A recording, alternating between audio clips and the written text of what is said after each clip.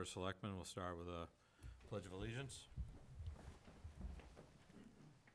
Pledge allegiance to the flag of the United States of America and to the republic for which it stands, one nation, under God, indivisible, with liberty and justice for all.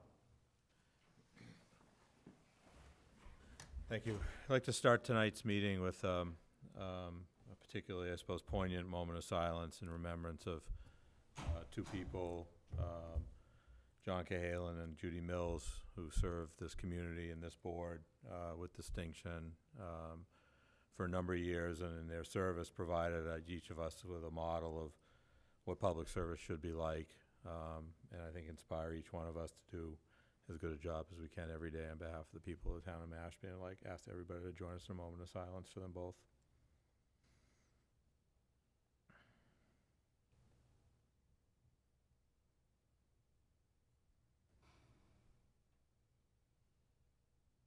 Thank you.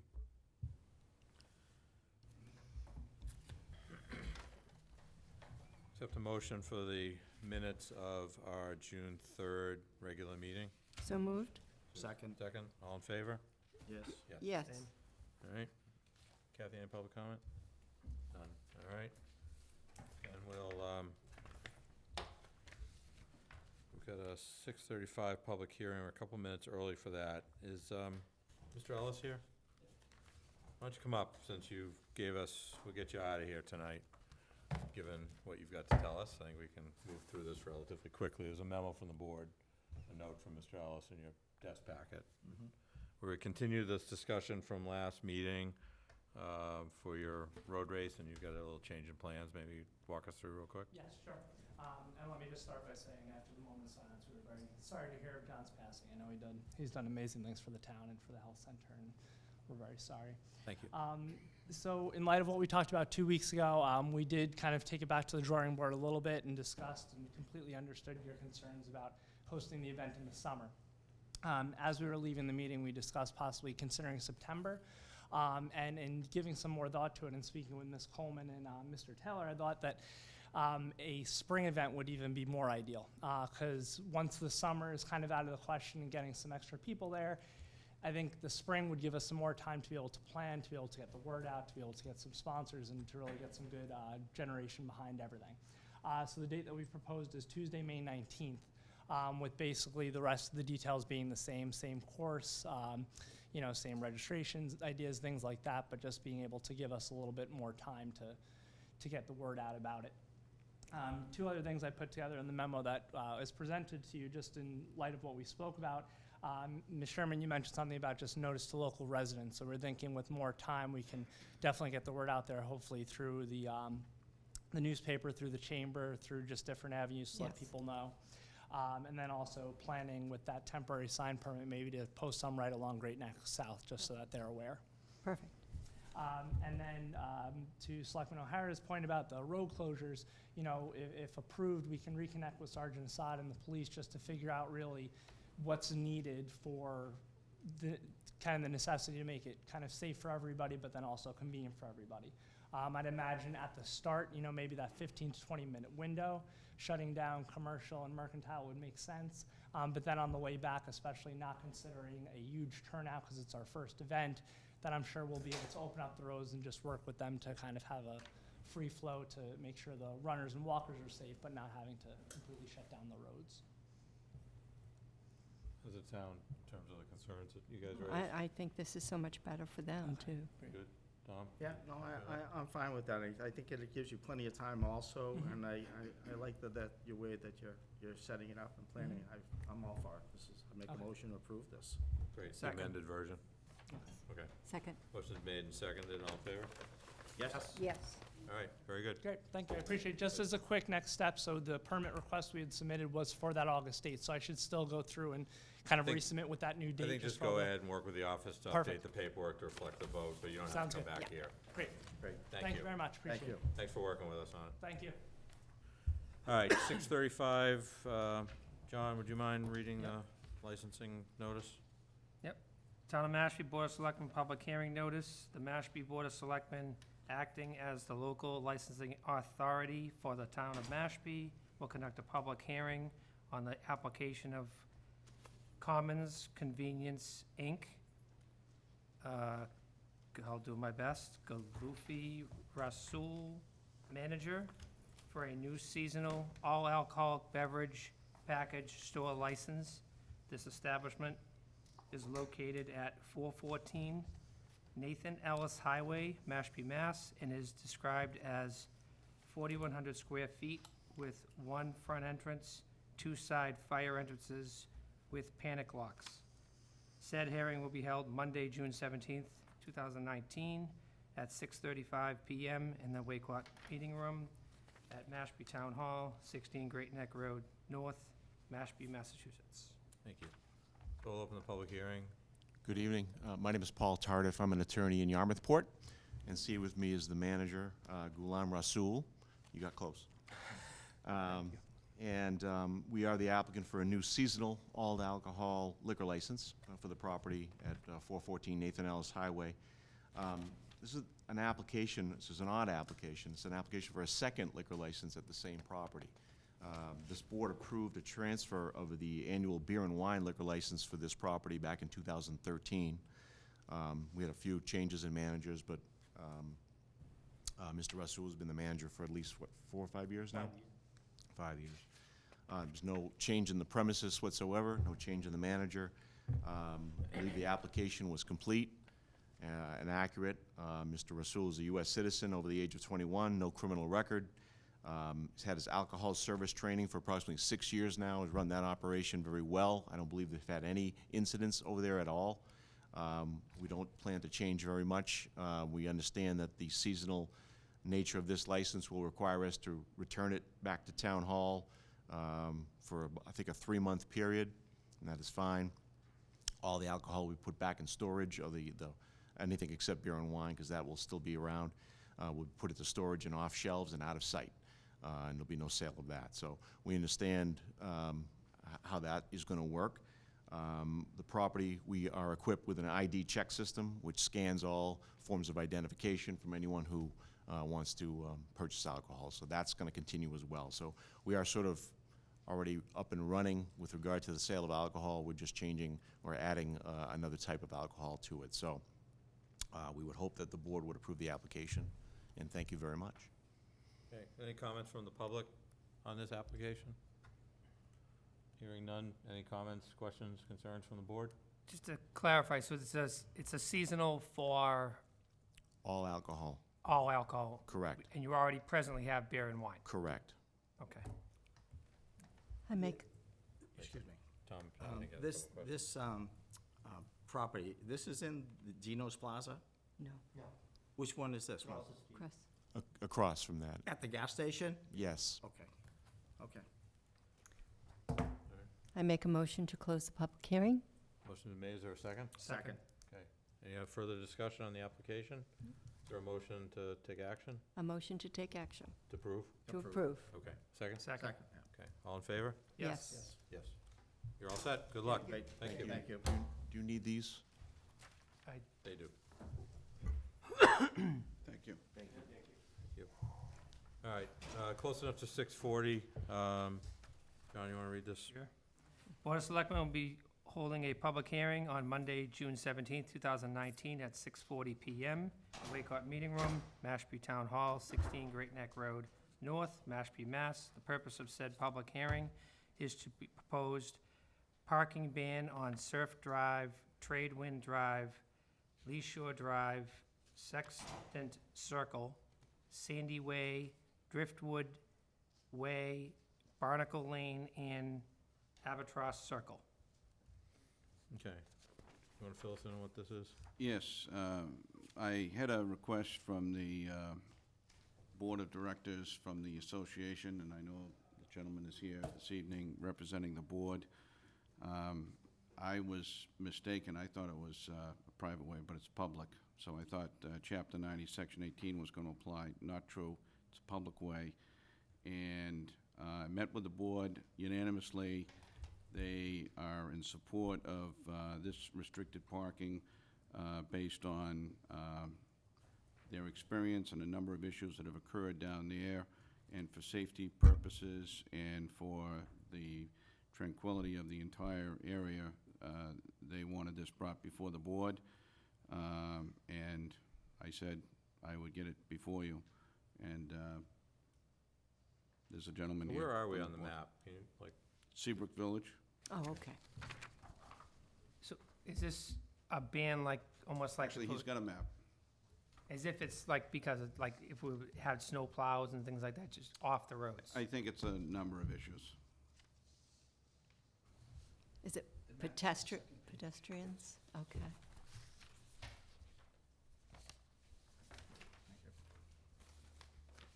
Thank you, sir.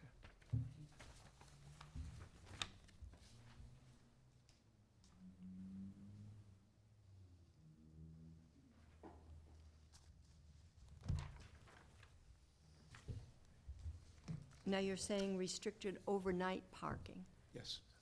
Is it they're parking on the street? Yes, Not that's in the what we're trying to driveways? restrict. Okay. so is this largely a neighborhood use problem?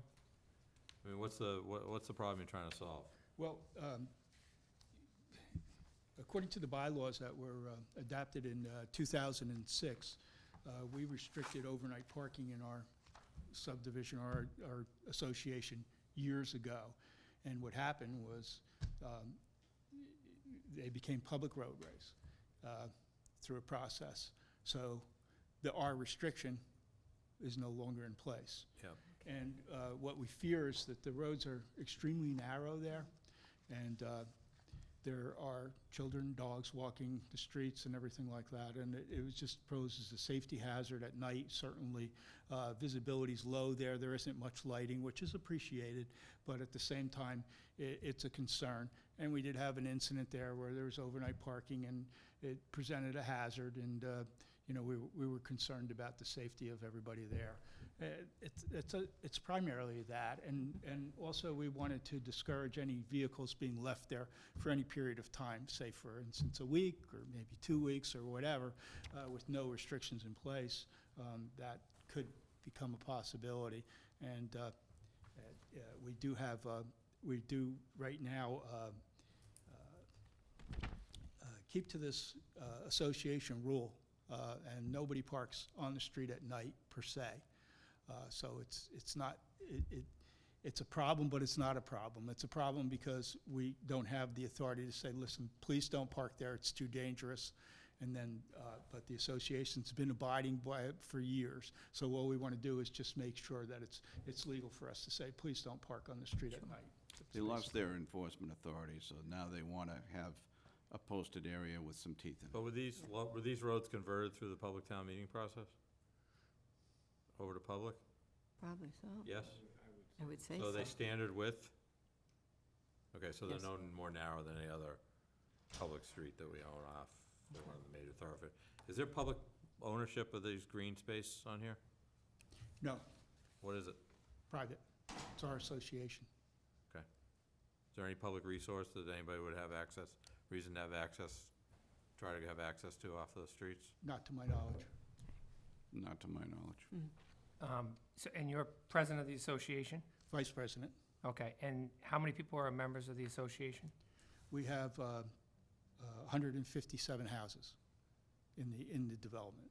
And was this recommendation voted on by the association? It was, and it was part of our Declaration of Covenants. It's on, I can show you where it states it. And when I met with the board, you had 5 members, I think? Yes, we have 5 And it members. was unanimous. Okay, that's what I was getting That's what he's getting. to the point. Those are the covenants, and that's a restriction that was noted in our deed.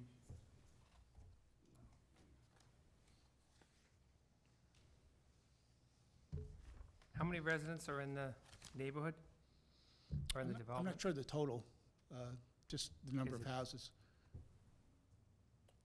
Has there been any issue with, like, people renting houses and having overflow parking on the street? It's, Is that what we're talking about here? it was something that had occurred and was a problem, but, you know, that property's been sold, no longer So is it's a it. property? Yeah, it was one. So is this what's pushing this? Is because it happened in the past, you're trying to avoid it in the future? You know, what happened here is that it was the realization that we were no longer to enforce it, be able to enforce the parking restriction. And that was the whole thing that presided this application, is that we would appreciate having that returned to us so that we can make sure that it's safe for all the residents. Well, actually, it doesn't return to you, it will return to the police department. Right, exactly. Well, appreciate that. Anybody have any other questions? Comments? Is there any public notice that has to go to the residents to, The mean- public notice This is it. for the hearing This is was it. it. It's here. and there's no one, Sent notification of the meeting? I'm sorry? Were they sent notification of the meeting, the abutters and the I residents? didn't send one to 150-something people, but They were, the meeting was disseminated in the board meeting notes. and that goes to all the residents? in That's the- available online, yes. all Okay, the so residents. it's available online with the association, Through our but not, website, not yes. distributed necessarily? No. Have we done this anywhere else? To anybody's knowledge? we did one recently. I can't remember whether it was private under 9018 or whether it was public, but we did one. Back Road, that's where it We was, just did it, It was John. because of John Spawn. right. If it was served notice, But that was that's non-residential, It's tough. right? That's accessing town property. Okay, what do people want to do about it? Yeah, I'll be honest with you. I mean, if they were served with, everybody was here with a registered letter or certified letter, let them know that this was taking place in the development, I wouldn't have a problem if nobody showed up and contested it. But I really do, because a lot of people, even myself and my association, I don't look at my minutes of the meeting. I may not attend every yearly meeting. You know, we have a good board, and we don't have problems. but, Can I make a suggestion? Sure. Table the public hearing, or continue the public hearing and let us get the notices out? Yeah, that's, that- I would I like like to see that. something like that, some type of notification, whether, That's fine. We have a meeting in September, and we can propose it to the association at that time and vote on it for you if you'd like, so that you'll have a vote of record. That's not a problem. That's And coming you would up. send the mailings out. We send a mailing out. We tell them what's certified on the mail. agenda. That's perfect. That'd be great. That'd yeah. make me feel much more comfortable. That's fine with All us, right, so too. That'd be take a great. motion to continue the public hearing until, when's your meeting? September? It's September. Call it October. So somewhere in Oh. October? Be October.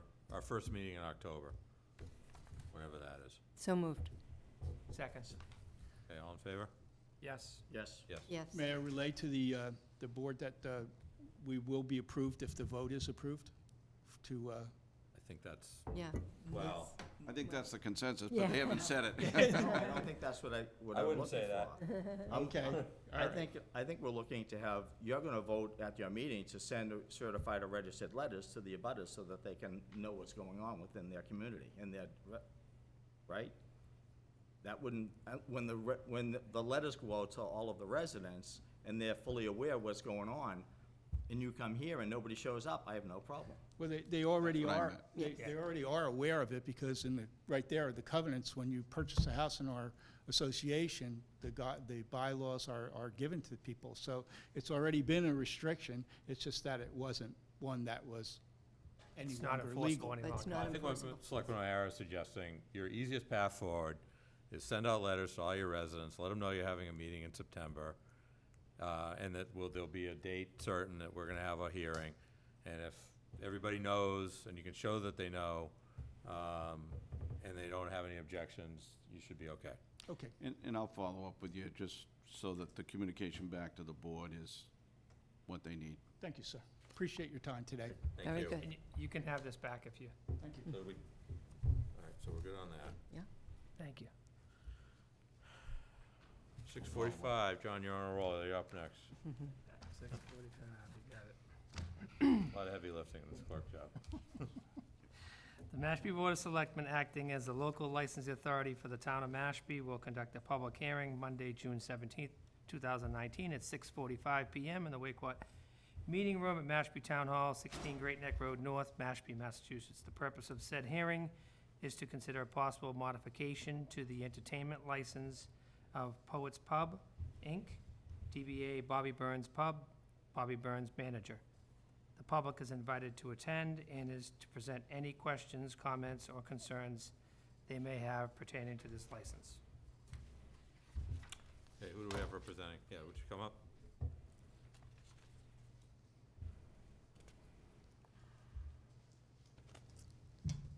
Just identify yourselves and let us know what you want to do. I'm Jeffrey Moore from Bobby Burn Management, Ryan LaRiviere from Bobby Burns. and before we begin, I'd just like to add my name to the list of those offering their condolences that John Cahalan passing. Thank you. I was honored when Wayne called us and said that John's wish was to have his service memorial held at the pub. You guys did a fine job. He was I happy knew with you it, were I'm in good sure. hands with Kevin. I had to go out of town, and I was sorry I couldn't be there, but I knew you were in good hands with Kevin Shackett, so. As usual, fine Yeah. job, so Thank thank you. you. Much appreciated, truly. Thank you. So tell us what you want to do. Well, the Commons frequently has live entertainment out in Central Square, just outside our outdoor dining area, and it's pretty well received, and our diners enjoy it, so we thought we'd do it on a more consistent basis. And so we're seeking a modification of the entertainment license to have a single acoustic performer perform outside one night a week. We're discussing taking baby steps and possibly the hours of 7 to 10. So when you say acoustic, is it amplified or not amplified? Well, there would be an amplified microphone for the performer. I guess that's pretty standard for most acoustic performers, that they request a amplified microphone for their voice. Are you going to be doing this inside the little outside area where Yes. the tables Well, are? and I discussed that with the Commons this morning, because it gets a little tight in space, and it could be close to the diners. And Mary Durr, the head of marketing and promotions, who does the entertainment there, said we could go just outside our area. There's power at a tree right there where she has groups like Cape Harmony and some of the other performers perform. So she has no problem with us putting our performer outside the dining area and playing into the crowd inside there. So you have on this, on the application, the way I read it is 6 to 11. Oh, I'm And- sorry, Ryan filled Am that I, out. unless Yeah. I'm wrong, I don't know. No, that could be my mistake. Okay, so Yeah. it's, so you're looking for Yeah. 7 to 10? Is that what you said? Or 7? Yeah, 7 to 10 is fine. Okay, this being a public hearing, does anybody have any comments? I do have one more question. Okay, go Um, ahead. What time does Mary shut off the entertainment out there when she has? Well, I guess she brings it to the board, from what I understand, for Yeah. all the different events. she Whether it's does. going to be up the, Right. the half-shell bandstand up there, or whether it's going to Right. be in Central Square. Okay, They're mostly daytime events. daytime, okay, that's Yeah. what I thought. Thank you. But as, the owner of, Mhm. we also own and operate Lane's Bowl and Bistro, as you know, so we're no strangers to the issue of amplified Exactly. music and how it can carry. Exactly. We've learned a lesson in that over the years, and so we understand that this is a little more enclosed area, Yes. and it wouldn't be something where we'd go for. And you multiple only want to do it performers. one night, was it Right, one night a exactly. week? Ask us to close the, Yeah, is there any public comment? Seeing none, a motion to close the public hearing? yeah, so made, so moved. Second? Second? Okay, all in favor? Yes. Yes. Discussion among the board? No, I think it's a great location for it. I know the music and the entertainers have been in the courtyard for year after year, and never had a complaint, so I have no problem. Until complaints I- are said, it's, And, I hope we don't have to revisit it if there's a problem. That's right, my only concern. And we will, And if- I'm Okay. sure. So, So- but just to be absolutely clear about this, Mhm. it's just you're miking the voice, not, Correct. no musical instruments are gonna be mic'd. Correct. and it's a great location for that. I'm gonna make a motion to approve the amplification and the entertainment license. Again, with the modification, it's from 7 to 10 is 7 the- to, right, 10. It's not the 11. yes. Can I ask you one more question? How long has this been under development, this idea? Few months we've been A couple of talking about months we've been talking about it, yeah. All right, there's a motion made and seconded to approve 1 day a week, amplified, voice only, 7 to 10? Is that what we got? Yes. Do we, Was it 7 to 10 or? Yeah, 7 to Yes. 10, we're very comfortable with. we done 10 o'clock in the town? Have we done, or is it typically, right now, I'm just speaking throughout the town, Inside? what is the, Inside, people have entertainment that goes at least to but 10. outside? I think 10 Don't is have any consistent with the 10. bylaw. We don't have any amplified. 10 o'clock They don't is have the any bylaw. amplified outside. No, noise Well, bylaw. not amplified, but just But acoustic, acoustic up until, is it I believe it's still 9:30? 10. 10. Is it 10? I Yeah. believe it's 10, the It's 10. bylaw. Okay, It is. Yes. it is, all right, so we're still within, We were Within the unaware of bylaw. that. We just kind of, we're looking at the market of who was out there and how late we go out there, and we kind of just went by that. I was unaware of the bylaw. my only other, I just want to point out, if they give you the permit that goes outside of that, I think it's exempt. my only other comment would be is, my suggestion is, listen to your neighbors. If there's little rumbling, Well, I know- address I know the one, concern, so we don't Mashpee- have to come back here. There's one Mashpee Common tenant that frequently complains about music and loud noise, but I won't name names, but his initials are BB. But I'm very familiar with him. I can handle him. So, that's all. That would be my only comment, just hopefully you don't have to come back here for, I hear he's very Concerns. reasonable. I mean, I'm, torn about this one. I think that, your proposal on the face is reasonable. I'm afraid what it opens the door to. that's my, You I know, know. and, we have the only, I said this last time we talked about this subject, the only licensing issues we've had in town have been around noise and amplification, and you guys were involved in one of them. Oh, very, yeah, very so, familiar with it.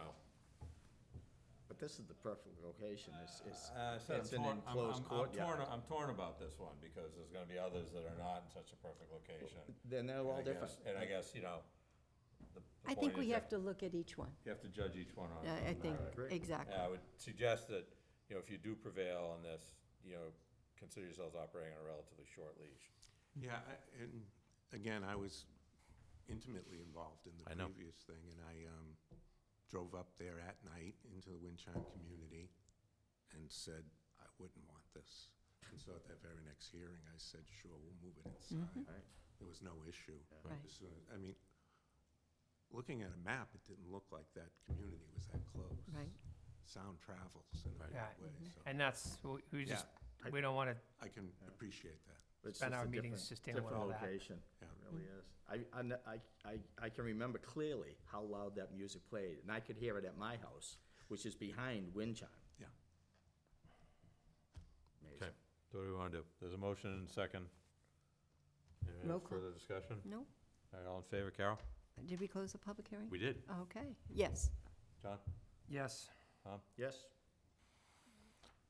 I'll give a reluctant yes. Thank you. Okay, Thank you. thank you. Thank you.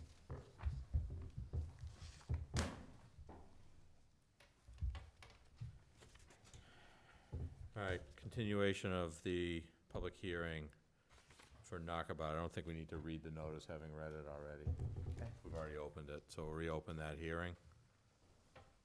Peter, how are you? Good evening, folks. Peter with Knockabout. Thank you for having me back again this evening. Since our last meeting, I've had a chance to meet with the town manager to put together some details around the proposal, as we discussed last time. Mr. Cotton, you weren't here, so the board had asked us to come back with some parameters that could be used to help ensure that we had a fair a proposal on the table that allowed the town manager and his office to have an ease of enforcing any sort of live music that we had in place that took into account what we were trying to achieve with music during the daytime hours outside on our patio. So meeting with the town manager, I think we came up with some pretty straightforward but reasonable parameters that can hopefully work for everyone, and I could let Mr. Collins go through those, or I can read. Yes, May through September would be 12 noon to 8 PM. and September through May would be 12 noon to 6 p.m. Again, May through September, 12 noon to 8 p.m. September through May, 12 noon to 6 p.m. After 1 month in operation, having an opportunity for a discussion and a review to discuss and resolve any identified problems and/or sustained complaints. So what are we talking about? Amplified music and voice, or voice Basically only? allowing a musician to plug in his guitar, plug in a microphone, if he had another musician with him to do the same. Now, is this daily, or is this? Currently, we would plan on doing it probably Friday and Saturday and maybe some Sundays. We haven't booked the music yet because we haven't been, allowed this opportunity. So 3 days a week? That's typically what we would do. Maybe if there was, a birthday party that someone wanted to have someone come out during midweek, we would have someone do it. Until we really start getting into it, but it would probably be in the summertime, 2 to 3 days a week. In the wintertime, or off-season, would probably be 1 day a week, when it was still nice out during daytime hours. We looked at, the sun goes down typically around 8:30 at the latest in the summer, so we wanted to bring it back from there, and same thing in the off-season, so we wanted to be done before the sun sets, no matter what, because we're not set up to handle that sort of outdoor service with our waiters and waitresses and everything like that. So, when the sun goes down, typically everyone moves inside anyway for us. So just to clarify, so you're only talking up until 8 PM? Correct, 8 p.m., sir. So May like, through September. Yes. right, so, and that's pretty much but so on the application, it mentions the outdoor patio closes at 10 PM, but that really has no relevance Nope. to the license, it's just, People just hang out up there if they want to play cornhole or whatever at that point, or hang out with their friends. But currently, we close at 9 p.m., and on Friday nights, we might be open till 10 p.m., but the music will stop outside during those summer months by 8 p.m., and then in those off-season months by 6 p.m.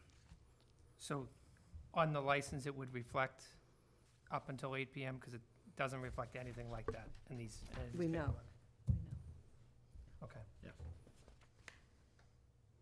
So Peter, if I could, now, last time you were here, we had talked about multiple speakers, not just 2 speakers that would be blasting towards the crowd. So you'd bring the music to the areas specifically through wireless speakers. And that's why we wanted to put in the 30-day period, so that if the chief or anyone at the office wanted to come and advise on how we could set that up in the most beneficial fashion, that we could do that. Yeah. Right now, typically, with the acoustic guitar guy, he has 2 speakers sitting next to him that where we want to set up would be no louder than what we have already with our just outside piped music that we currently are permitted for. Right. Well, if you're trying to cover more area, you'd probably crank it, but that's why the last time we talked, I thought you were looking to add more speakers. Correct. Until we get in there and try it, though, we don't think we're going to need to. If we do need to spread the sound out, that's something we can definitely do. And my concern is, what happens is it's when your music interrupts somebody else's use of their property, the music carries over to their Fair, yard, fair. and that's not the music they want to be listening to.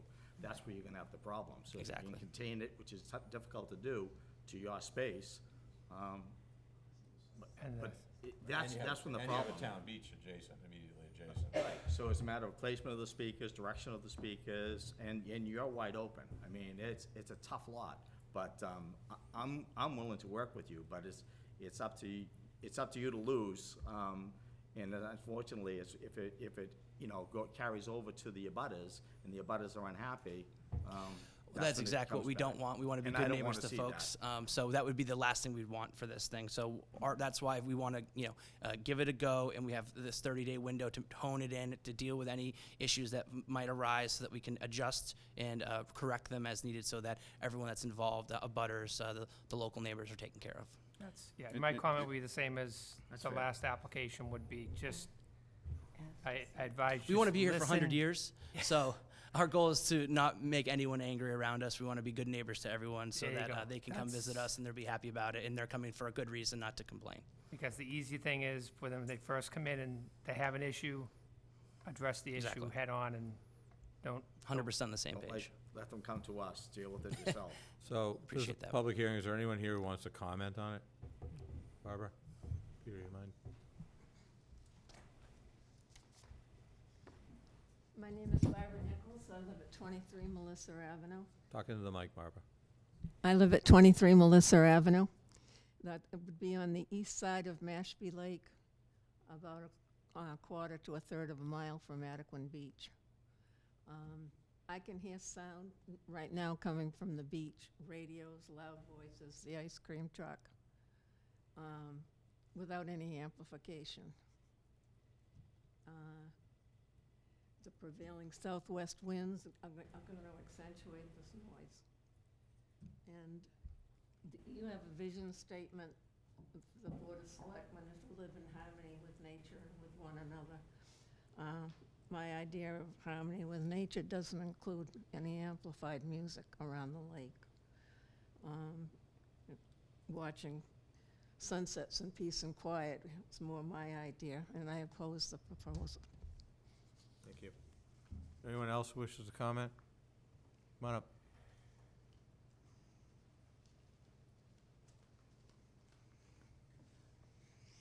Good evening, Jen McDonald. I'd just like to say I support Knockabout's vision. I think it's great seeing a business like this come to our town.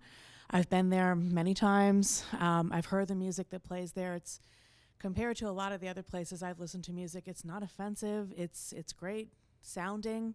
I'd even say it's very natural. It fits in with the clientele there.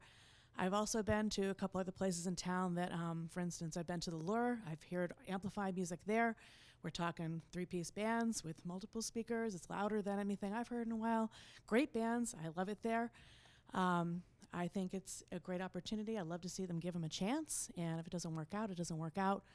I would think that maybe the wooded area there kind of offers a little bit of a buffer, whereas the music coming off the beach doesn't have that. It just travels right across the water.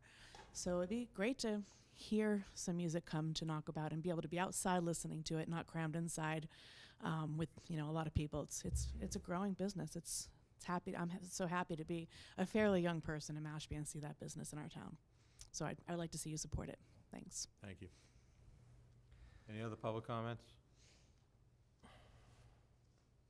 Further discussion on the board? She actually, Jen just brought up a good comment as far as it's kind of gradient. So you're talking, this sound is going to be on the lower level. When you walk out the double doors, Yep. it would be on that level there, and then it terraces upwards towards the beach area, and then there's a hill that goes down towards the beach currently. So there's a big graded hill, or however you want to call it, that we would have the music currently on the lower level, where you walk out the double doors on basically ground floor level. That would actually, Yeah, I don't in know. my mind, it would help a buffer. We learned wise. from the last two that sound bounces all over the place. I know. in ways that And you we have do no- know that. Absolutely right. Have no way of predicting until you actually do. You don't, until you try it. Till you I try would it. have never thought that the Lane's music would have carried to, Have you given any thought, would you give any thought to mirroring what we just approved, which is amplifying voice only and not the instruments?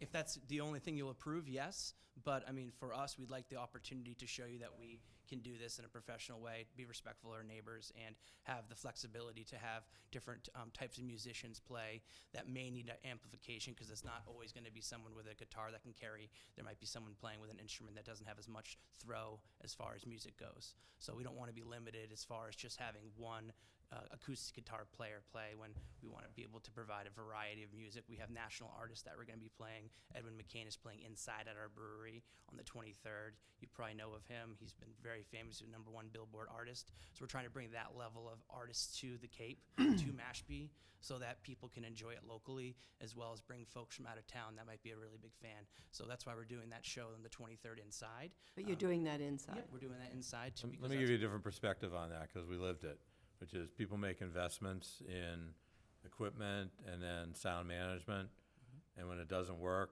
then we come back and have the conversation, and it's like, well, it's really hard for you to shut me off because I spent all this money on something. So if you flipped it around and crawled before you walked and said, you're gonna do something that's the voice only, see how that goes, get a feel for how music moves around your property and your adjoining properties, and then if that goes well, potentially come back to us and look to do a little bit more, I might be willing to sort of move on my overall concern about not having any type of amplified performance outside. I ran a music festival for 10 years at the Barnstable County Fairgrounds. I'm not sure how that would work for us, just having voice only. I don't think it would achieve our goals from a business point of view of being able to provide people the experience we're looking to give. Now, if that's the only thing we can get approval for, I'd be gracious to try that. But I would like to still try to have the ability to have someone come in that needs an amplified instrument to be heard by people that are more than 4 or 5 feet in front of them. Fair So enough. it's a fair point. Fair enough, but I'm not going to waver my opposition to amplified music. I have concern about where it's going to lead. So, How Yeah. would this 30-day review process work? I don't know. Well, for the point of Sounds like- clarification, just so there's no overlapping, we can just simply make things May 1st to September 30th, and then October 1st to April 30th for the purposes of the timing. But to get to your question, I want to say that Peter has been extremely cooperative as far as coming in and communicating that he wants to resolve any and all issues in a very amicable, harmonious fashion. There's no hostility, there is absolutely nothing but sheer cooperation. So, from the standpoint that I think he deserves to have a fair crack at it, if you're going to do it for anyone, I would like him to be the trial run. But you mentioned A the month. 30-day. Yeah, a month review would basically consist of, have we had any complaints? Are there any identified problems?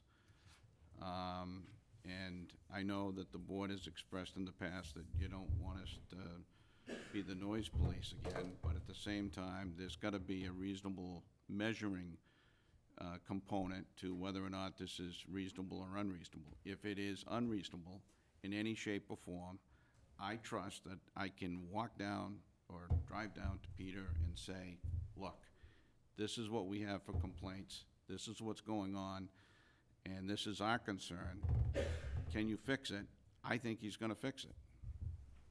I think we went through a similar situation with the parking on Lake Avenue where we were having challenges enforcing, telling our customers, do not park on this street.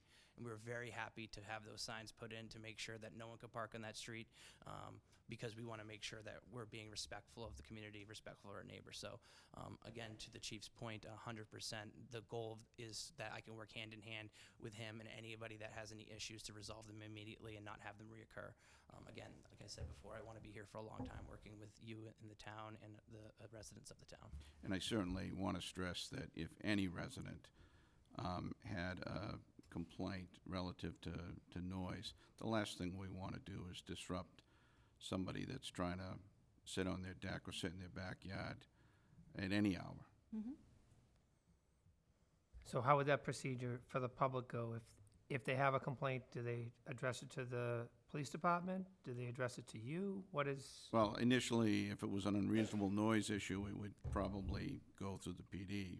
But in a case where this is a situation where he's got a license, then it would be deferred to my office and then ultimately to you folks.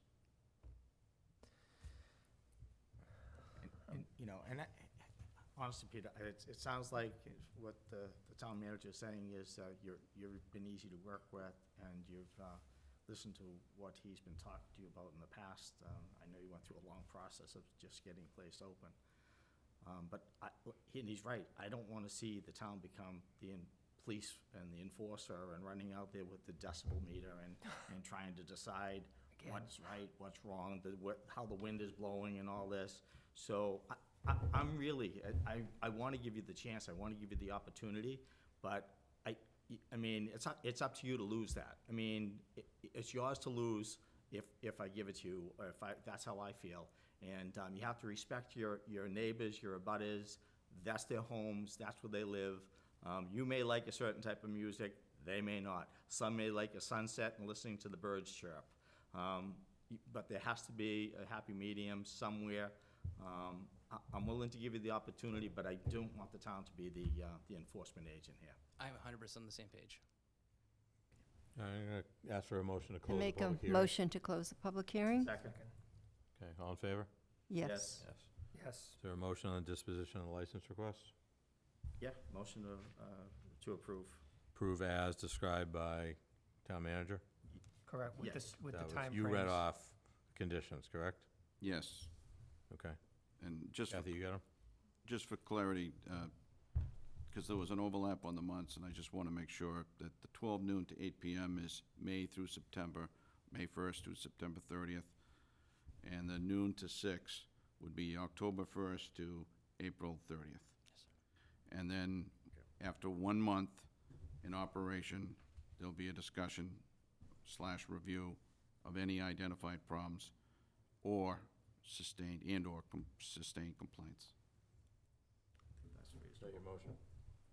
Those are the, Those are the no, that Those- was his motion. Tom, that was your motion? I made the motion, yes. And those conditions apply? Is there a second? Second. Okay, motion is made and seconded. Carol? Yes.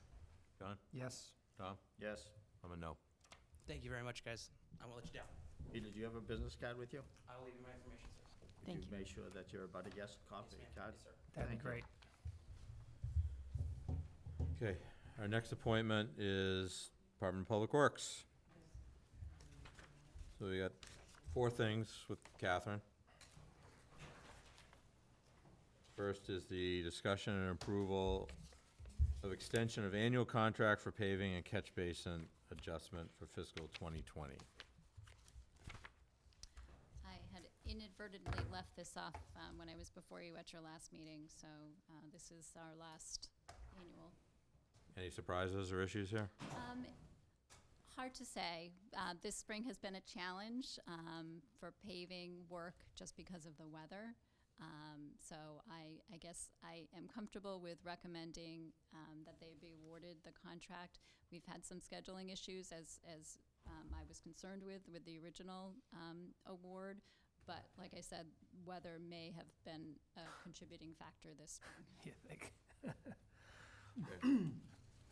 Did anyone else bid besides Dirt This- Works?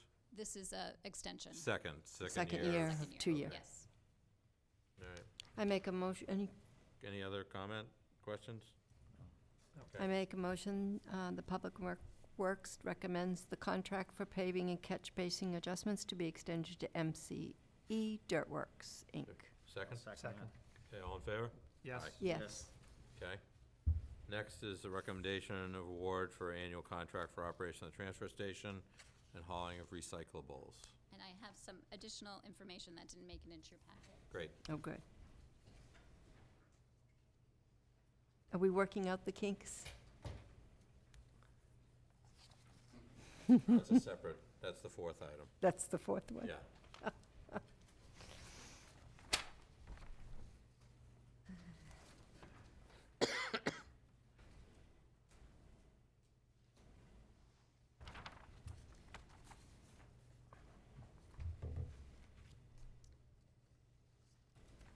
So, this is a recommendation for award of the annual operational contract for the transfer station to Gotta Do Contracting. They are our current contractor. We did issue an RFP. They were the sole bidder. And as part of their bid, they did also propose potential use of a portion of the transfer station property, which is included in the recommendation memo to you. So they rent it back from us? So Bless. it's not a rent per se, A discount? but it would be a shared use of the, I guess what I call the yard waste area. So the current operation would continue where residents would be allowed to bring in their yard waste, their leaves or grass clippings. They'd be able to receive, at no charge, the screened compost and the wood chips. But Gotta Do would also offer to commercial landscapers the ability to, bring in their yard waste from customers as well as to pick up mulch and other But landscape Mashpee materials. landscapers? Any, right? any landscaper. Oh, any landscaper. Right. presume that most of them would be doing work in Mashpee, but Okay. it would not be limited. Where does that material go now? Commercial yard waste? They do run a facility in Marston's Mills by the Barnstable Oh, transfer right. station. Yes. Gotta do. And they're proposing to shift some of that operation to Mashpee. So that's going to bring more traffic. How are they going to control that coming in with stickers? So the existing gatehouse would obviously remain. When the transfer station is open, the gate attendant would, ensure that anyone going to the recycling and trash areas have a valid sticker. Others would be sent, to this back area if that's what they expressed that they were there for. And on the map that I just handed out, what's marked as number 1 is a additional office trailer that they would stop at. Oh, okay. All right. The back. In the They back. are proposing to run the operation on Tuesdays and Thursdays when the transfer station is open.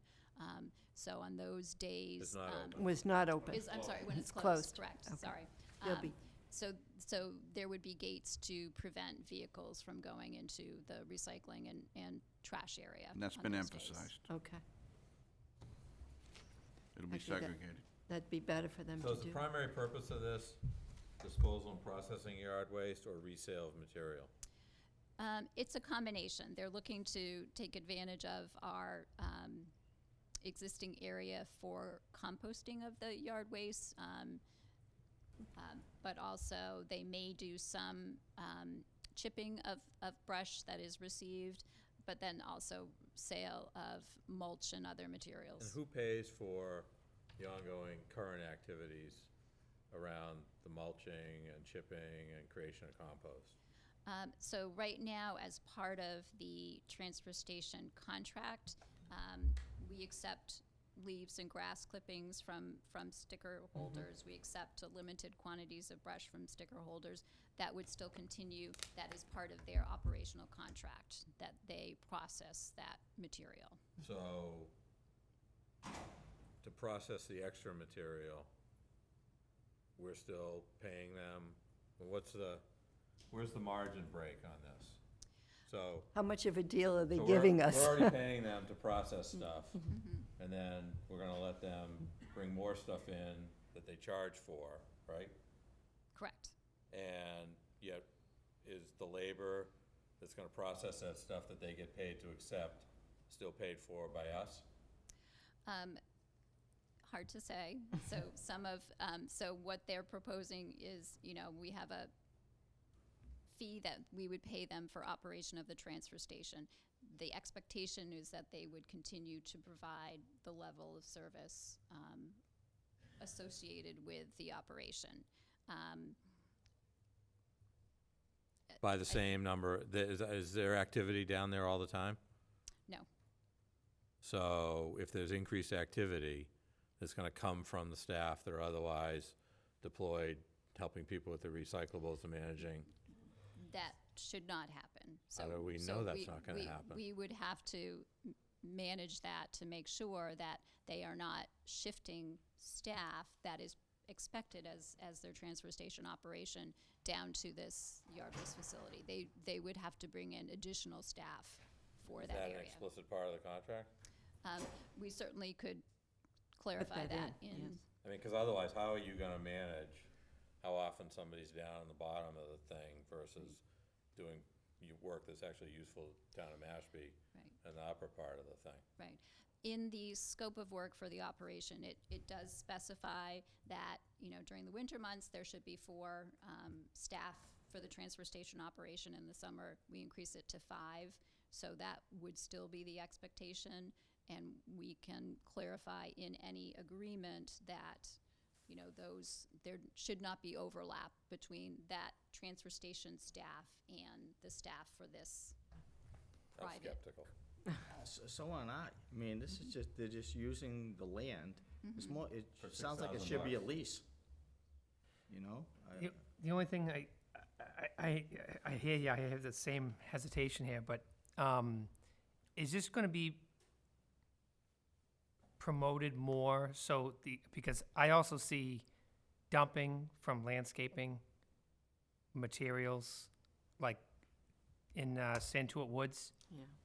the conservation area, there's been a lot of dumping, and it's not residential, because it goes from this side to out of nowhere. So, you know, and I don't know if it's because they have to drive so far to get rid of their, you know, clippings and everything else, that they just find a good woods and whatever it is, and they just dump it. I don't know if there's no other location close, maybe this would help deter. They're not gonna pay to dump it if they're accustomed to just dumping in the woods for free. If you're gonna be somebody who's gonna dump stuff in the woods for free on public property, I don't think you're all of a sudden gonna say, I'm gonna go pay Gotta-Do to get rid of this stuff properly, because you gave me an option. Well, if we have a sticker, you can dump it for free now, correct? If you have a household sticker. Residential sticker, Yes. right. Yes. My concern, Catherine, is that, you know, we're putting in a new system for recycling that's gonna force them to operate radically differently than they currently do. And to put two changes on top of the system seems to be asking for trouble. For the coming fiscal year, the princely sum of $3,500 A month. a month. Right. I just don't think it's worth the hassle. We can't even get the guy who works in the house to not smoke when he's standing in front of the non-smoking sign. I don't know how we're gonna get them to make sure that the 5 guys that are supposed to be up there are up there, and that they're not spending 2 extra hours grinding stuff that they're then gonna turn around and monetize and sell on our nickel. I just think it's a headache that you don't need.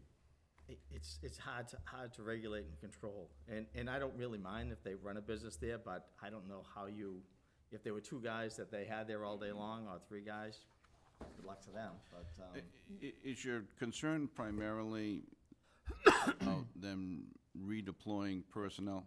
Okay, so if that was adequately addressed, is there any other issue? I'm just, Besides doing that and checking sound, what else are you guys gonna do? I mean, What if like they, we're what setting if, ourselves up what if I'll they pull a did, few what signs if out. they did their business on the 2 days that were closed? That way it wouldn't interrupt? I don't know if If they can make they- a viable business out of 2 days Not a why. week. That wouldn't be a good business plan, I'm sure.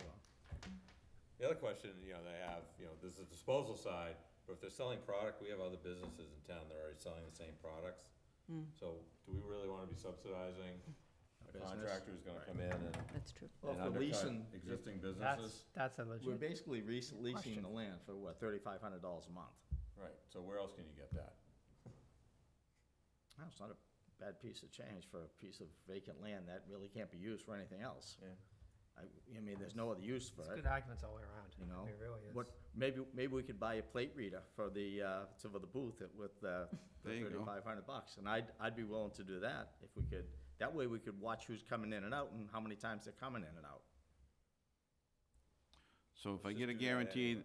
We should do. so if I get a guarantee I like that that they're not gonna redeploy personnel, and I get the plate reader, But then we have some control. We know what's going on and who's coming through the gate and how often they're coming. That's the end game. If we can get control over it. Well, that $3,500 a month might make all the difference in the world on that end of it. I like that idea. I just think it's gonna be a management headache that you guys collectively do.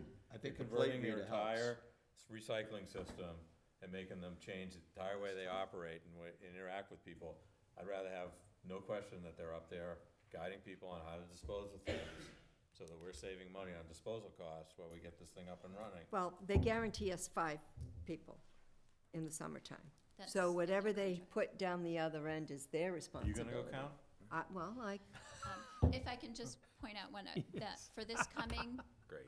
upcoming fiscal year, they're actually not proposing to start the operation until October 1st.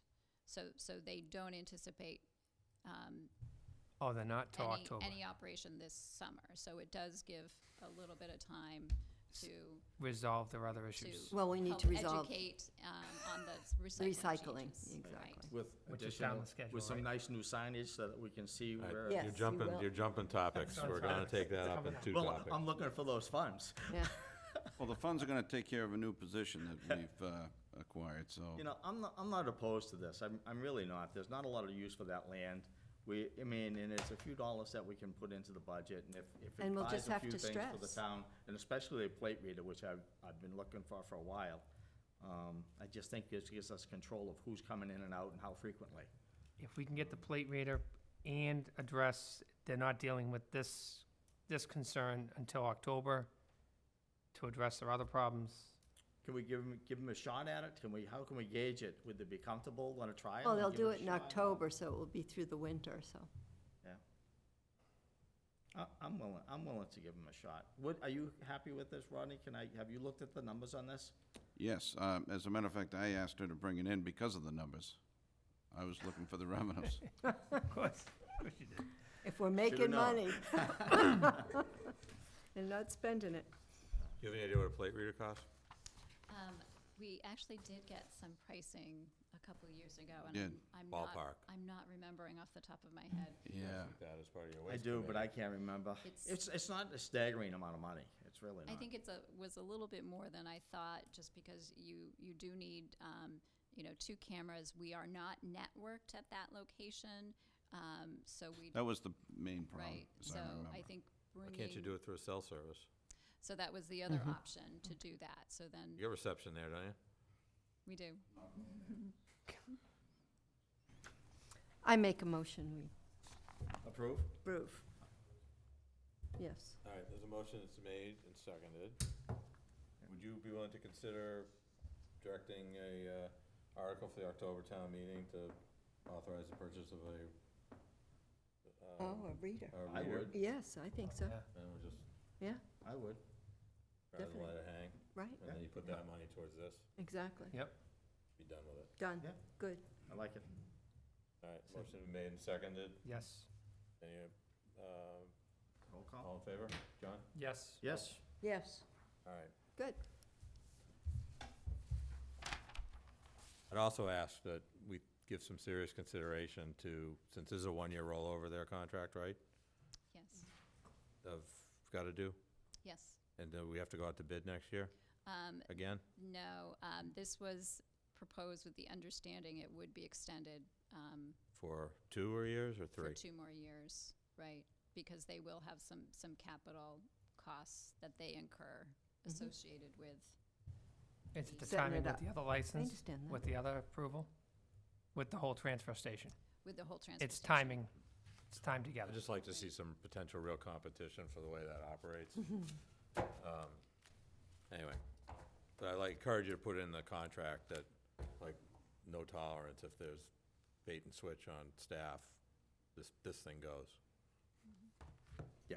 that should We'll be- tighten up that language, we'll make it very specific. Okay. Next is the Sampson's Mill Road Culvert Replacement Project. So the town received bids last week for replacement of the culvert, the Santuit River culvert at Sanson's Mill Road, and some drainage and road improvements associated with that. This is a joint project with the town of Barnstable, and we did receive some grant funding, federal grant funding, to help offset the cost. So as you saw, when. This is the Cape Cod Water Resources Project, the Yes. NRCS money? Correct. Okay. So we received 5 bids. The low bidder is ET&L Corp. They do meet all of the minimum qualifications. Have you worked with them before? I have not worked with them. Our engineer has worked with them, and, Okay. and they had no hesitation to recommend them. Okay. I make a motion to approve. I'll second that. Okay, motion is made and seconded. Any discussion? Hearing none, all in favor? Yes. Yes. Okay. When's that gonna get done? Is next spring? So, no, we, because of the grant, we actually need to complete construction by the end of this calendar year. Okay, We do have a time of year restriction because of the herring. yep, So if we're not able to replace the culvert by the end of August, then we're not able to do work in the river until November. so what's the traffic management plan? You're gonna have to close that road, We aren't would you? close it down, yeah. So similar to what we did when we replaced the culvert on Quiniquisette Avenue, you know, if we close it down for about a week period, you know, we can get the work done to try to keep one lane of traffic open, just extends the construction period. So there are alternative routes where people can avoid. It's not as constraining as Quiniquisette was. Not a lot of traffic. Okay, so you'll do postings in advance? We and- would, yes. Very good. What's the, is it all concrete crossing the span, or is there any, Concrete, no steel? no. And lastly, we asked you to come in and talk about the new procedures for the transfer station, just because people are talking. Yes. And it seemed like a good opportunity to remind people what it is we're asking people to do, and see what kind of shakedown issues there are right now. Can I just jump in just for 1 second? Because I Sure. just want to give you the update. In terms of the signage, the Commonwealth is trying to uniform the signage throughout all transfer stations, so that's why I some of... like the signs, actually. So that is why the signs are the size they are and in the manner in which they are. However, we're going to do a supplemental sign that specifies what you and I talked about earlier, Selectman O'Hara. And Those are just temporary right now. Those are temporary. Unfortunately, we did not receive the real signs in time for the soft rollout. Today was the first day of the full implementation. I'm expecting the real metal signs this week, so we will get those up. And then, as the town manager just mentioned, we can add some supplemental signs that you know, spell out what each container is used for. But the DEP is really, as part of the grant that we received, is requiring all of the towns to utilize this uniform signage. So everybody will have the same. Correct. Very good. Color-coded like that. Yes. Yes. So that, for whatever reason, I didn't catch it. So recycling, everything is going to be blue. Blue. And you'll actually see new signs throughout the transfer station that is part of this uniform signage. So you'll see new signs for our tires and mattresses and, you know, all of the different products that will be different colors based on whether it's compostable material, hazardous material, recycling, or trash. So there will be different colors, and they're really emphasizing the graphics in addition to just the language, the words. So Kath. can you just, go ahead. Kath, how big are the signs? Are the signs that are there the same size as the signs that are? No, so those were ones that, you know, we just printed here. So the real ones will be slightly larger. Or slightly larger? I'm going to say they're 30 inches, 30 by 30. Right, and the locations, I was at I haven't been there since the soft opening has been going on. I went this weekend, it was the first time I've been there. So I walked in and I'm looking, and I can honestly tell you that it was down low, so, and it was on the front of the containers. So in order for me to see where I was going, I had to walk all the way down to see with the sticker on each, and I find out I was in the wrong place, and would have to go back or across the street. And I couldn't see the signs. If it were up higher and it just said, I see supplemental signs, and Rodney and I have talked about it, as simple as glass, plastic, paper. I mean, to me, that's, and you can have the graphic signs, that's fine too, but it was just so difficult to see because it was on the front of the container or within a foot or two of the front of it. It was invisible to me. You know, and one other thing I did have a problem, especially where I had the bad arm, the glass. I could hardly get the glass bottles because I had them in a plastic bag, and it was just about up to this height, and I had a bad, and we live in this aging community, at least I'm getting older. And it was a hard enough lift to get the glass up there. Are they gonna put a platform to make it easier to get it into that? So I wanted to avoid putting a platform just so that we didn't have a trip and fall hazard. I actually spoke with the vendor that we're going to be using for the recycling of the glass, and just to talk about contamination and what we may do, at least initially, and it can be permanent. You know, some of the other materials, we put tables out to try to reduce or eliminate the contamination. We may end up doing that with the glass as well. That would be fine, and someone else could handle it. Exactly. But it's, I mean, for you, I mean, Unless they're it had to be down close to shoulder height, you know, So- unwounded. I have a couple of cautions on the setup. I was out there 2 weeks ago, and it was the soft rollout. So I'm concerned with the first impression of what some people got, because some of the bins, I guess, I'm assuming were full because the board was across them. So, and then when I went up to go put it in there, I'm like, what do I do? He goes, oh, just put it all, it's single stream for right now. So I'm like, okay, everyone got this message that we were doing the rollout, so I'm assuming that the bins were full, but if that's the process, if you go on down there and if it may be once every 3 weeks and that's your, the new process, then all of a sudden, next time you go down, it's something different altogether. It's already over Mashpee message. There's a problem with, from being, the rules are different, or are they gonna be different or more consistent, and then crossing the street. Having the newspaper and something else, the other bin across the street. I already heard it from a lot of parents. They bring their kids, they start to, run around and start to do their bins, and now they gotta cross the street, and there's a lot more traffic. I mean, the cars are lined up, all the spots are full, at least when I went. And there was like a line of cars waiting to pull for people to back up. And if you have people running across to newspaper, and I forget what the other bin was. Glass, it's glass. Oh, Is there glass? any No, possibility of reconfiguration so you can get everything on one side? The challenge is the grade. And just I think, we ran into this, when we expanded our recycling, 10 years ago, that, I think when the transfer station was first constructed, you had very limited numbers of materials that were recycled. And it's just, there isn't enough room on one side without, I'm not sure. I mean, even the scrap metal would not be easy to relocate.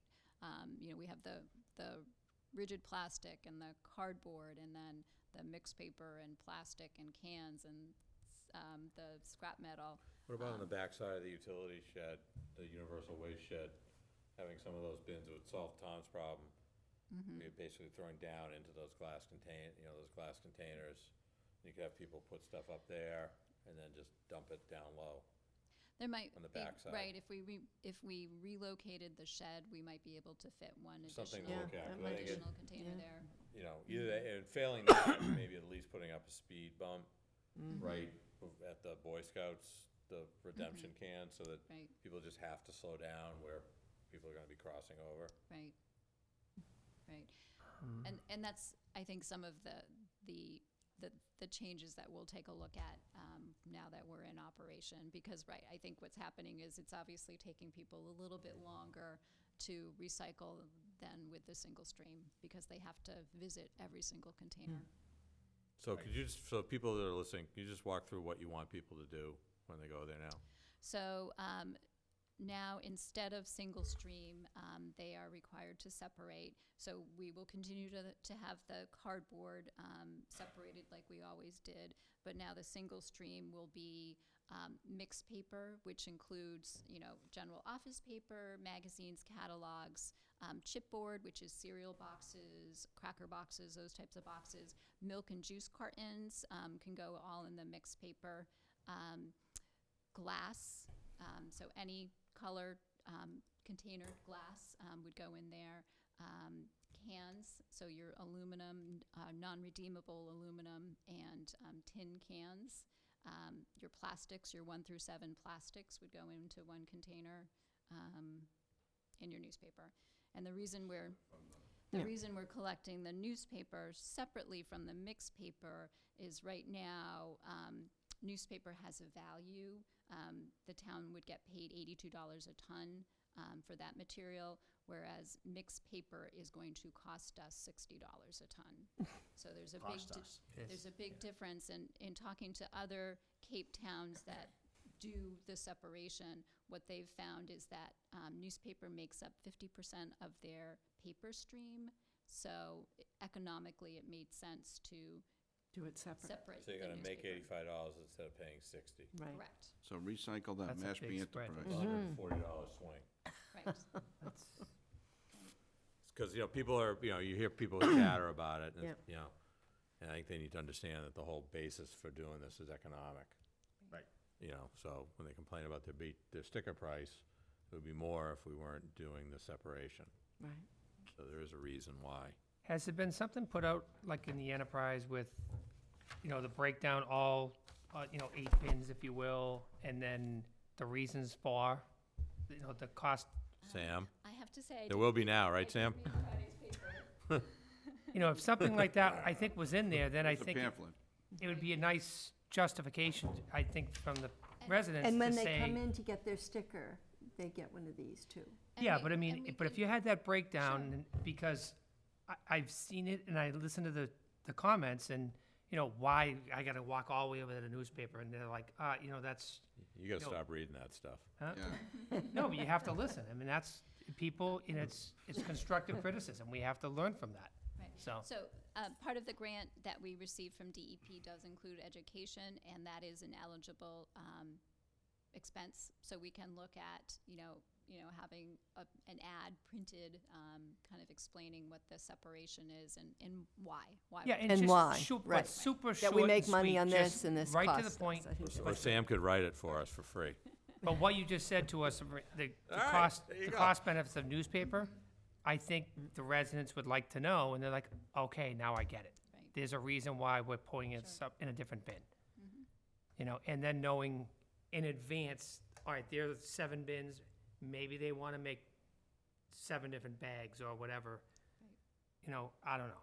It just, I think it would be beneficial. Okay. Thank you.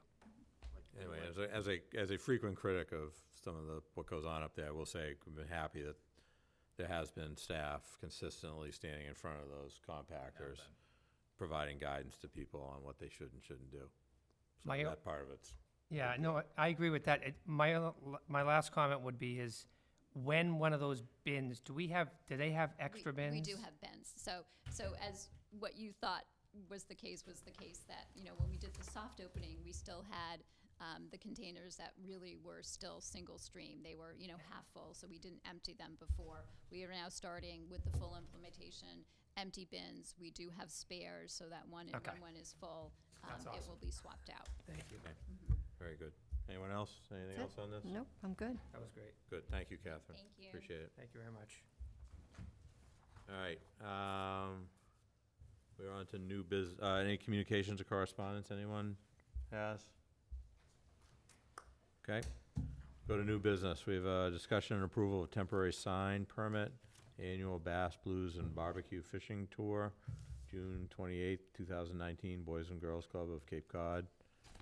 I make a motion for. Anyone here on that? Nope. We good? I think we're good. Okay. I make a motion for the temporary sign permit application for the Boys and Girls Club of Cape Cod for the Bass Blues and Barbecue Fishing Tour taking place on Friday, June 28th. I'll second that motion. Okay, any other discussion? Hearing none, all in favor? Yes. Yes. All right, that passes. Next, we have discussion and approval of a one-day liquor license, June 22nd, 2019, Mashpee Wampanoag Rod and Gun Club. You don't look like Mike Hope.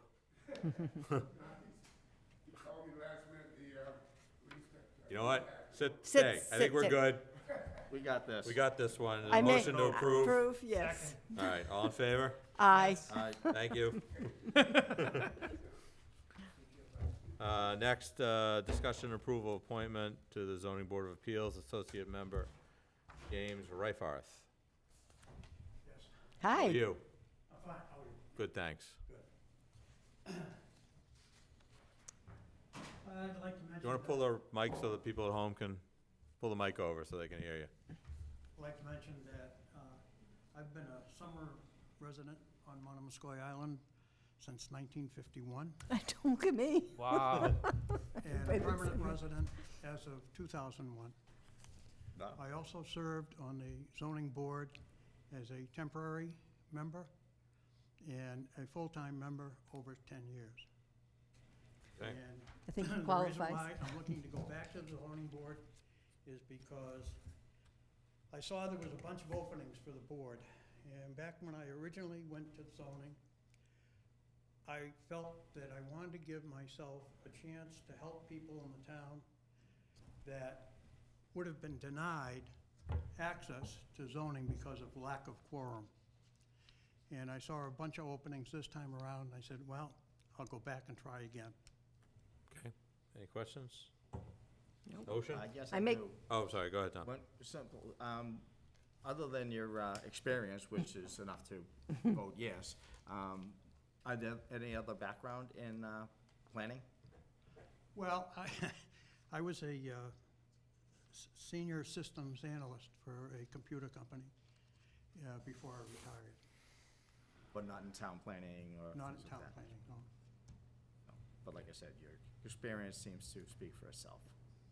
All right, the Thank you. motion? I make a motion to approve. Mr. Reifein? And I'll Anyone else? second that. Second? All in favor?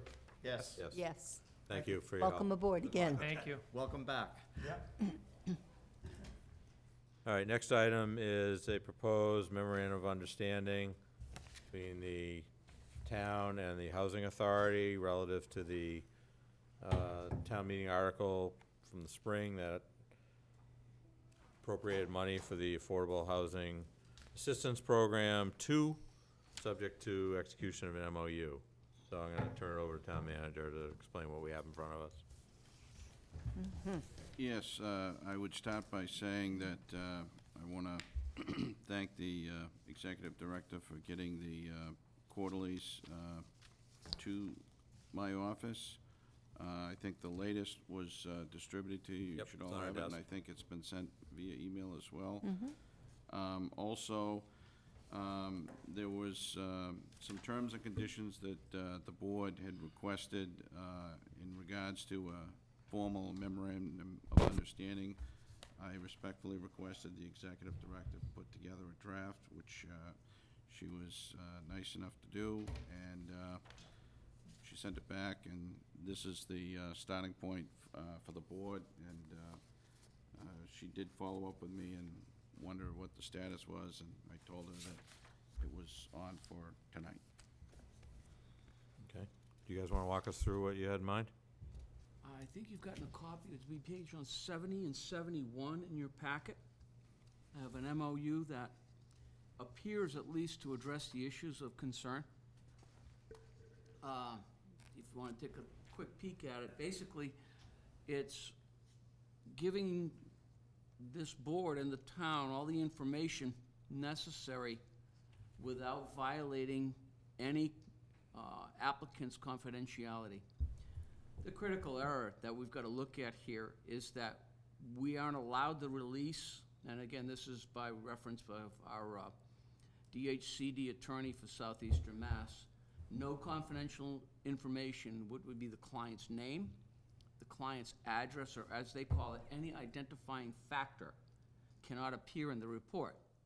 So, for example, the report can show that MHA gave John Smith a sum of money for a month's rent for a tenant. We could not release the tenant's name. We could not release the tenant's address. But all the information about the person who was receiving the fund is public and can be released. So as I'm looking at this here, what we've got is basically in line with what we've been providing to the board in our quarterly reports. I don't know how much difference we need to go between Housing Assistance Program 1 and Housing Assistance Program 2. Because to us, it's crucial that we come to an agreement on the MOU as soon as possible, especially when we're 2 weeks away from July 1. We have contacted the people that we're currently serving. We have let them know that this is coming up. We are making all of our last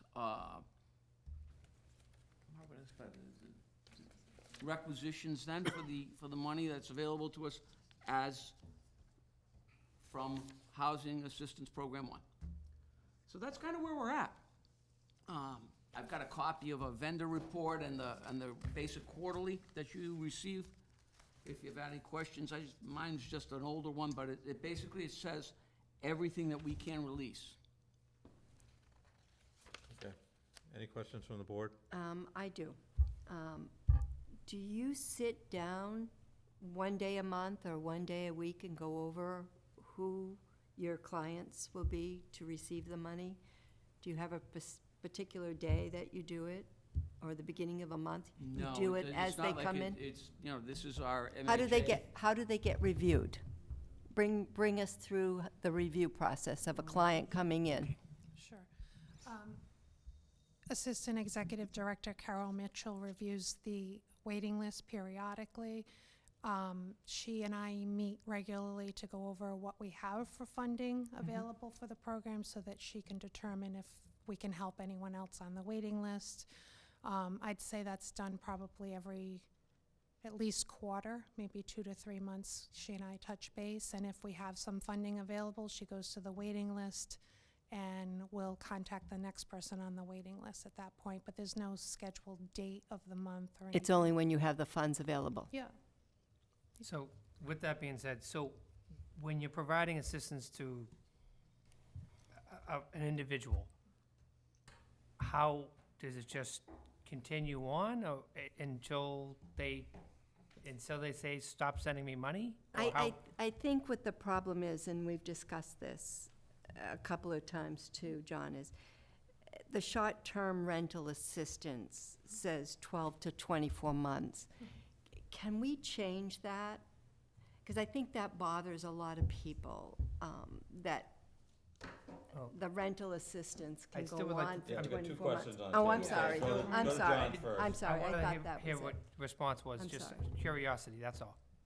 So once the person is selected for the program and we meet with them, there's a contract that's signed saying that they will receive the assistance, and we will review their goals and the program with them. It had been every 3 months, and we moved it under this program to every 6 months because it's very time-consuming, and quite frankly, Oh, I'm sure. yeah, we don't have the administrative fee in this type of a program to cover every 3 months, meeting with every client on the program. So it is moved to every 6 months. So at that point, we review it with them. If they don't need the assistance anymore, then we stop assistance. If they still need it, we review their goals with them. We also review their current income status so that if the amount of assistance we need to offer might change. And then we go on for another 6 months and take it from there. Sorry, Carol, do you want? Okay, that's what I So- wanted to know, how it was My reviewed. question would be, and we've had this conversation before, what criteria are there that allow you to determine on a fair and equitable basis what need? Would a copy of the application help? No, what would help would be what the objective criteria that you use to evaluate the application are, and what are they, how are they articulated, and what's the basis upon which money's allocated? How do you make a determination on need that's consistent and fair, regardless of who comes before you? Well, there are a lot of different factors that come into it. Of course, they are asked to fill out an application. From there, we garner the information that's in there, and according to the draft of the MOU, we give priority to veterans and residents of the town of Mashpee. But those you who- can't decide priority until you determine need. What's the basis for need that someone is eligible for the program? I don't care how you sort through having too many applicants. What I'm trying to understand is, what is the basis upon which you let people walk into the front door to say, I have a legitimate need, and you agree with that?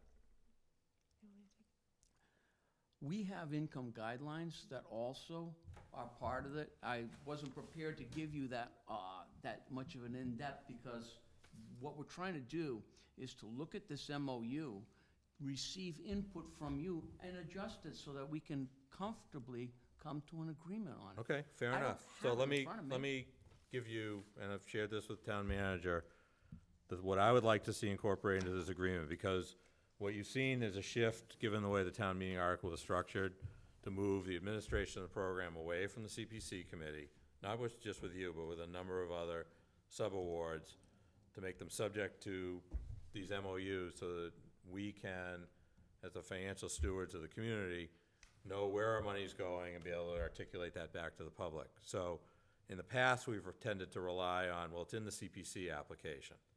I don't want to do that. This MOU appropriately states in its draft that this is the agreement between the parties. So if this is the agreement between the parties, what I'm looking to see happen is that the agreement spell out the criteria for selection of the awardees, criteria for determining when assistance is ended, criteria that describes your eligibility. Can you slow down? I'll give you this. Wonderful, thank you. And then reporting that connects the awards to the recipients and the benefiting landlords. And I acknowledge and respect the confidentiality. What I'd like to suggest is that we have a designee, Gail Wilson, our Human Services Coordinator, have access to your records. I don't need to see the report. What I want to be able to do is when I say, is it all being done according to the specs that we agreed to? Town manager can ask somebody who works for him. She'll look at what you're doing and say, yeah, they're doing it right. No, they're not doing it right. I don't need to see it. That's What I great, need because is- that's exactly What what I we need said is we somebody would who's do. responsible to this board being able to say the criteria are being administered appropriately. I don't need to see the report. Our board is completely comfortable with that, because that's exactly what we did under MHA 1. Okay. We're more than happy to do that. And then, you know, that there are deadlines for reporting, and then we have the right as a board, if we don't feel that the criteria have been followed based on the reports we get, to suspend the release of any subsequent funds. And those provisions would satisfy my concerns, and I think our responsibility to the community to be able to say, we're confident, we have a basis to be confident the money is being spent appropriately. That's all I need to be able to say.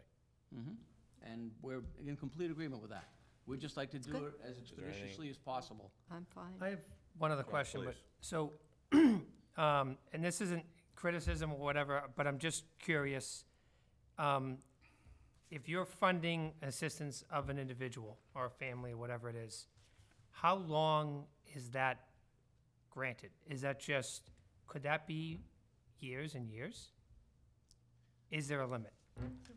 Well, The maximum is 24 months. Okay. We've yet to have anyone on the program for that long, I believe, but we do cap it at the 24-month period. And could they come back on after They can being- get on the waiting list, but they won't get the same priority that they got. That's not, okay, that's, But the answer would be yes, though. If there isn't, so our waiting list right now is 30, so that person, after having that amount of time of assistance, would be number 31. okay. They would have to My go biggest, all the way through most again. important thing, what makes me happy is it's more of a temporary assistance. Exactly. It's not a subsidy No.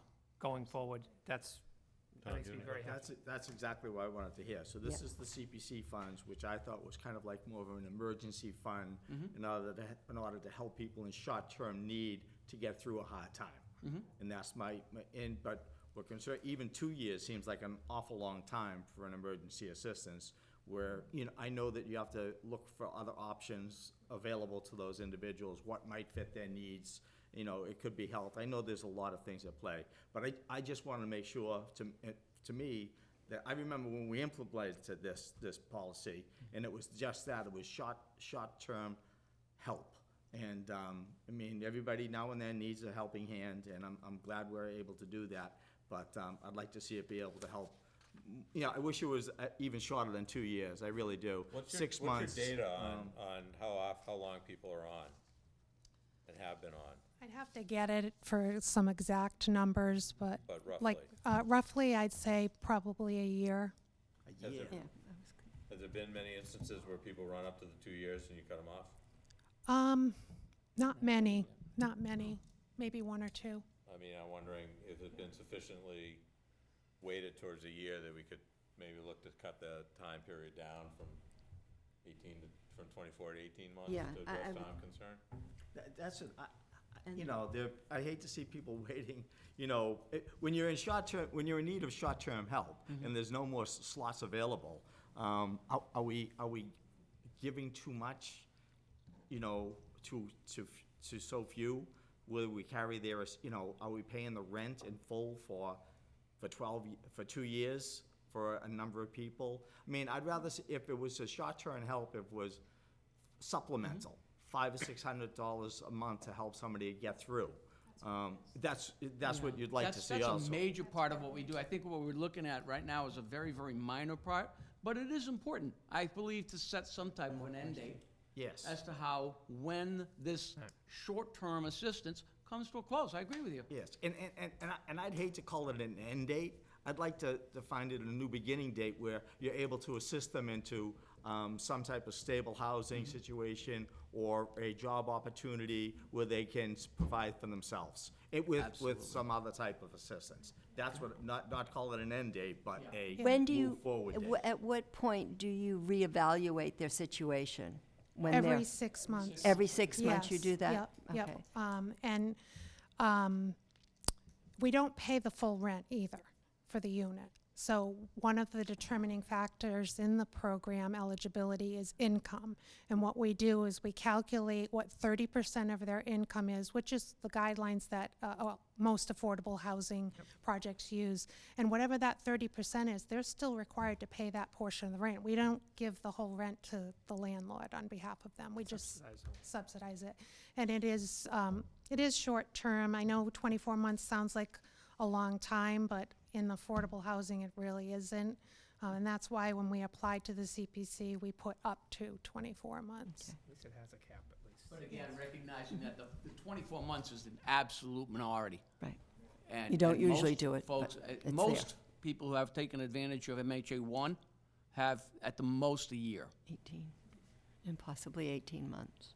So if we'd be glad to take your suggestions. We'll work it over, try to put it together so that we can get back together and say, how does this look? Well, Okay. in light of your time schedule, and the need to try to have a transition, I think Mrs. Chairman has a motion. that I'll might make a motion accommodate- to authorize the town manager to execute based on inclusion of Andrew's memo, which is stated here, plus 18-month cap on benefits. I hear the motion. Do I have a second? Second. Is there a second? I'll throw it back open, we don't have to rush it, but. I would hesitate to put that as an end cap. I think that there needs to be some kind of language to address that the program isn't abused. I would definitely agree to that. But again, Selectman O'Hara, I think I agree that there should be something, but I think placing an end cap would be not the best solution. I don't have the best solution. I mean, 24 months is kind of arbitrary, too. I mean, it's what you've got. Well, that's what we did in the But application. I understand that, but I'm just saying, there's no magic to 24 months. There are people whose need extends beyond 24 months. You chose to cap it at one place. I guess the sort of feedback we get, and I've heard, not to speak for everybody else, is 2 years seems like a really long time. Can that be, For a temporary assistance so program. could it be 18 months going forward with new applicants? Rather than the, do you know what I mean? So it would be 18 months going forward with new applicants, but the ones that are existing, Right, You have a would be, contract with, you with, have right now, contracts with them. right. so I think it's fair to would say that, would that. that Well, be this is fair? a whole That we wouldn't new- be looking to change the contract that you signed with somebody, but prospectively. Right. We'd have to change the contract documents with people and the landlords going forward. at a That's time. what I'm saying. Understood, I don't Yeah. think we're suggesting Right. change, but that going forward, they'd be limited to 18 months. So a to new amend- applicant coming into the program next week, next Would- month, rather. would start. Once it all begins, Yes. they would know that as opposed to 24 months, 18. there would be 18 months. The idea being, as soon as they can get off it, they get off They it, and get move off it. down your Right. list. Exactly. Carol, you okay with that amendment? I'm with okay, that. I am fine with And that. I'll be honest with you, I think 18 is pushing the limit. And like I said, this is, and Andrew said it, this is short-term. This is short-term emergency funding to help residents during a crisis period. And A lot of things take Are you take doing a time, lot? though. do we It's have, tough. and I know you mentioned it, do you have periodic reviews as to where they're at? What they're- Every what- 6 months. What they're Yeah. applying for? Yeah, and I'll give you an example of something that did require the longer-term assistance, and that was, we had a woman who lost her husband suddenly, and she had been the caretaker for the 3 children that they had and hadn't worked in years, and his income was gone. There was a little bit of, life insurance or something, but she needed almost the full 2 years to get on her feet, and eventually did. But that was a situation that, that's something that happens all the time that, normal people might not think about, but there are situations where people really do need that amount of time to get back on their feet. And there are no other programs available that would help somebody in that Not situation? quickly. Not that fast. 5-year wait for public Well, housing. but you said it was 2 years. Yeah. So, but not that fast? In 2 years, they couldn't find some assistance that would be No. more permanent? No, Really? no. Well, I just think that there are some, you're trying to find this sweet spot between being compassionate towards people who live in town and their need. Exactly. And all the people that are behind them who have a similar need. So, I think that the sentiment you're hearing, I think, is that having a somewhat tighter limit, it gives somebody some lead time. My guess is when you see them, who's gonna be on the long spectrum and who's gonna be in the short spectrum. So you gotta have 18 months time to With new help them find some other way. So I think we have a motion, you've got the memo. What we're trying to do is give you an avenue to be able to get this executed by authorizing the town manager to work out the amendments with you, so it doesn't have to come back to us, so you can. Get We're not started. meeting again until after the fiscal year transition. So I think this motion is an attempt to meet you halfway, incorporate our things, and allow you to be able to proceed seamlessly. So we have a motion and a second With the 18-month cap. with the 18-month 18-month cap cap. On new on applicants. new applicants. And also having Gail. Yeah, that's embedded in That's it. embedded in. And so, given that, I'll just ask for a vote. No. All in favor? All in favor? Yes. Aye. Yes. Yes. Okay. And then, I'll get a new draft to just work with Rodney? the, Yeah, okay. yep. Thank you. Thank Thank you. you. Do this. All right, next is the certification of hiring process for police officers, Eric Simonson, Minor Elizondo, and Jesse White. So, The police chief Standard, attests to the straightforward. fact that all of the policies and procedures of the town have been adhered to, and so has HR. And I Alright. ask the board to certify the process. Motion? Yes. So Okay, moved. second? yes, Yes. second. Okay, all in favor? Yes. Yes. Yes. Good. Mr. Manager, you asked me to put an agenda item on a public records request. Yes, I Would you did. like to address that? Yes, I would. Please do. For a period of months, we've had some requests for public records from Mr. Matthew Haney. There have been a lot of phone calls. There have been a lot of emails back and forth. And to abbreviate it, the town took the position that we have satisfied the public records request. I can't count the number of phone calls that this office has received. Wayne says probably 100. I don't think that's an exaggeration. But the bottom line is, Mr. Haney felt that he was being deprived of his public records and said that he was going to come before the board. I don't see him. Well, I told him the date was today. And he subsequently received a letter, which is in your packet, and he emailed me earlier today and said, is the agenda item referring to him? And I said, yes, it is, because you had said that you were going to come before the board. So I just wanted to make it an agenda item. And then he sent me a subsequent email today saying that he's all set, and that, I think you have that email. Yeah, so by that, I mean that the public records request has been satisfactorily You've got the fulfilled. same email that Okay. he sent to me. So this is over? I thought it was over 50 days calls ago. but it's the gift that keeps giving. Okay.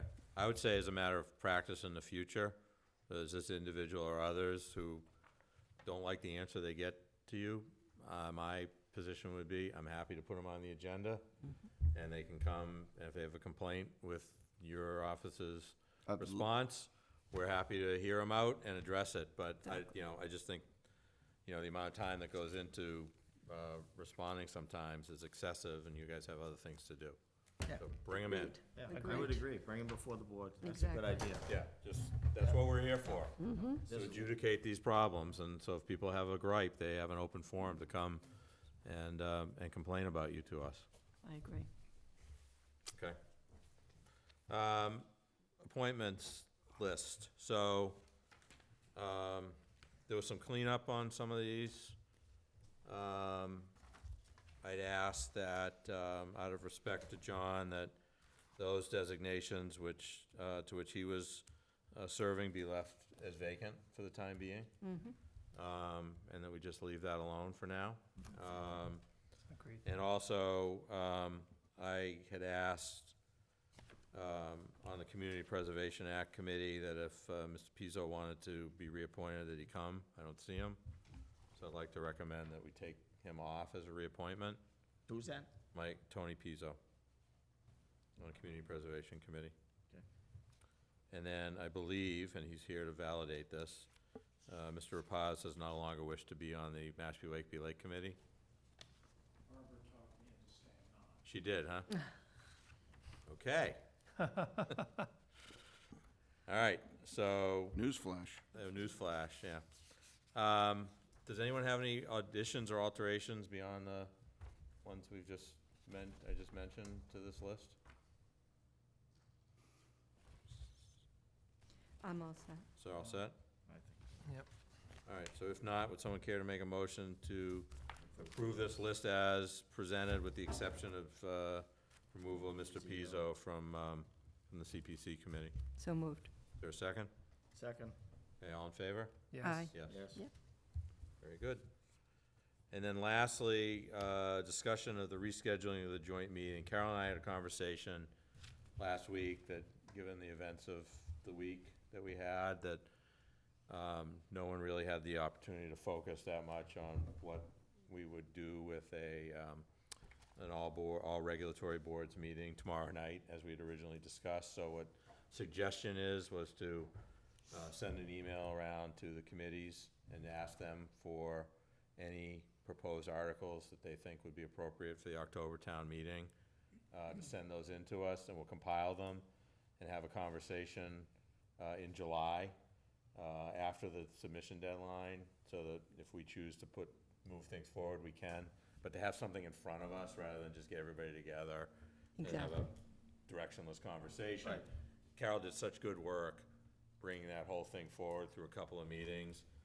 And the circumstances being what they were last week, it just didn't seem right and a good use of everybody's time to have a meeting tomorrow that we weren't gonna take advantage of. Right. Yep. So are Agree. people amenable to a meeting in the second week of July?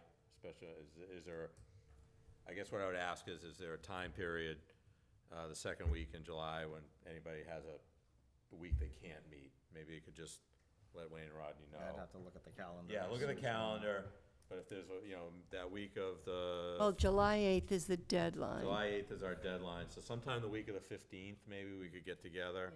And if that week works That's for fine. everybody for a special meeting, we could hold a special meeting that week. So if somebody could just let them know in the next day or two whether that, Yeah, you hate to go too long without. you don't wanna go No, too long, it's no. right after town meeting, but the Exactly. town meeting is submission But deadline. it is summer. It is summer, so we wanna give people a little bit of lead time, so if it's good for the four of us, a date that week, we'll schedule a meeting and get whoever in we can. Great. Is that okay? And- That's yeah, fine. And just as far as schedule-wise, I believe we have a scheduled meeting in August 20th or something like that, whatever that Monday is. I will be away, and knowing that we have 4, Okay. that would automatically put us down to 3. Mhm. I just want to throw it out there now. We could talk about it at the next meeting, but Okay, we'll take a look at the schedule going forward. And I'm out the end of July and first week of August, those Okay. two. All right, I'm in Alaska. So anyway, just so we know. it'd be anyway. good if everybody could give Wayne and Rodney your summer schedule while we're short. That would be helpful, so that we can just make sure we get coverage, and we can get warrants signed and all that kind of stuff. Yep. That'd be good. Exactly. All right, does anyone have any other, liaison reports? Town manager. Yes. From the Natural Resource Director. He collected a water sample from Santuit Pond at 1:30 this afternoon.